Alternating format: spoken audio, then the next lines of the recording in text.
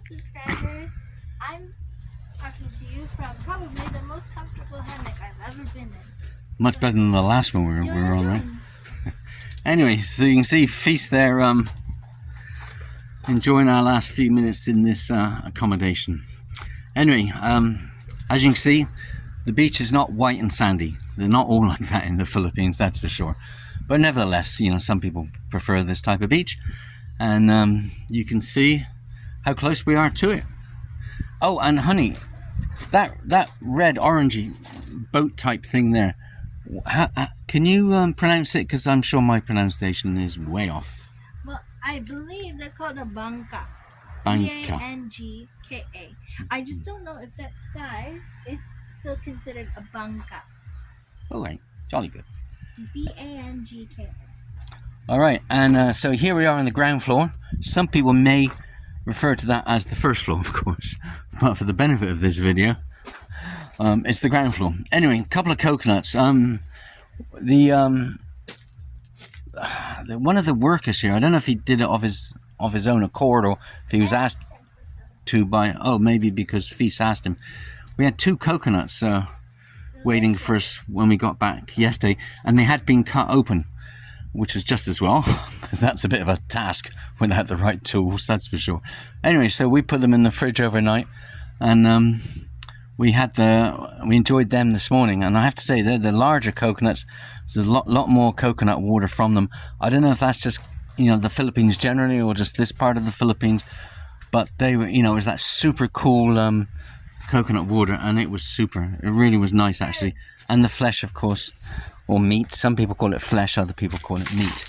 Anyway, yeah, so this is how we ascend to where we were for the last 2 nights. And there's a balcony on the back as well.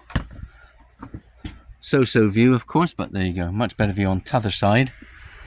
So we go through. Here's our balcony. There she is. There she is down there. Anyway, so this is where we were sitting for breakfast this morning, and you can see the view we had. And I should say that last night, this is facing west, so the sun set just over there, and it was great, I have to say. The skies are all pretty much blue these days, which can be a bit of a disadvantage because of the heat, but the sunset was really nice, and that was just there. We were sitting here watching it. That was nice. Here's our loo facilities. As you can see, this is it's not quite clear, but when someone's in there, you can kind of make out their shadow. But anyway, and it's just all standard, I suppose. This actually has one that flushes. They don't all flush. A lot of the times you have to use the Mandy thing, but this one actually flushes. Normal thing, except got some sort of blue and yellow liquid stuff. Not sure which is the soap and which is the shampoo, but there you go. But everything else is fine. It does have the option of hot, warm or cold showers, and in these sort of temperatures, most of the time, of course, you know, a cold shower is preferred. But that was no problem either. That all worked well.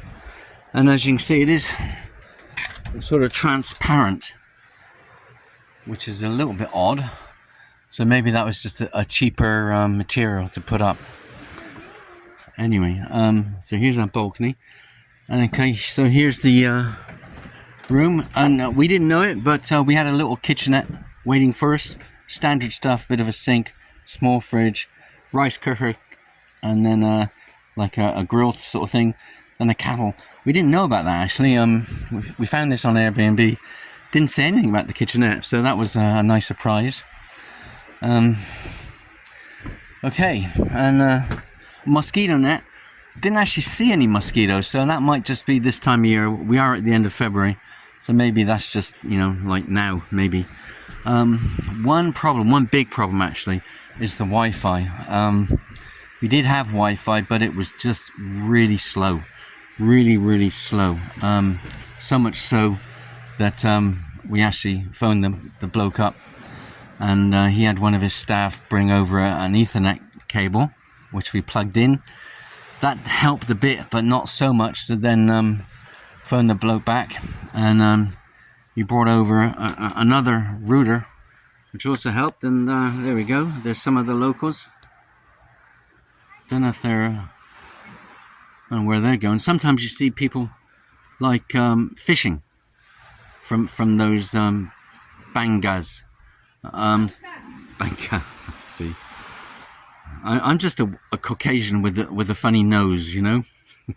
Anyway, but sometimes we've seen people walk by fishing from the shore, but I haven't actually seen them catch anything. But anyway, but yeah, the Wi-Fi. So like, if you're working remotely and you absolutely need okay Wi-Fi, then this could be a bit problematical here in this particular accommodation. Pardon? What about it? It's not a fiber or Yeah. All right. Yeah. This is not fiber here. Now, apparently, this fella does have another accommodation about 1 kilometer away, which we didn't know about before, which does have fiber. So it kind of depends. Like if you're gonna be looking for this type of accommodation, make sure you read the listing properly. Make sure you understand it, and then if you've got any questions about the Wi-Fi, just you know, send them off, and you know, try and get a screenshot of a speed test if you can. But I have to say, if you can, bring an Ethernet cable, and bring the best one that you can. And we've got one. I think it's 20 meters. I mean, it seems a lot, right? But say the one we've got is still in Elo, so we actually borrowed one from the chap a couple of nights ago. But if you are going to be working remotely, definitely, without doubt, I would get the best Ethernet cable you can, not just for this accommodation, but just generally. And in a way, the longer the better. I don't know how long they get, but anyway, so that's the Wi-Fi situation. Okay, MozzyNet, we didn't really need it. And what else to report? Nothing really. Oh yeah, cost 20 quid. 20 quid. 20 quid. Can you imagine? So let's say 25 US. You know, we're going to be in Hawaii in a few weeks, and there ain't no way in heck that we're going to, I don't know if anywhere on Hawaii has accommodation like this, but if it does exist, it's going to be way more than $25, that's for sure. From here, it's about a 10-minute walk into the town plaza and all of that. Can get really hot during the day, and it's that humidity type of heat as well. So depending what you're used to, that could be a problem. So it could, maybe take a few minutes longer to walk into town. But if you're not comfortable with that sort of heat, I'm not sure if you should even come here, to be honest with you. I mean, the whole country, not just where we are now.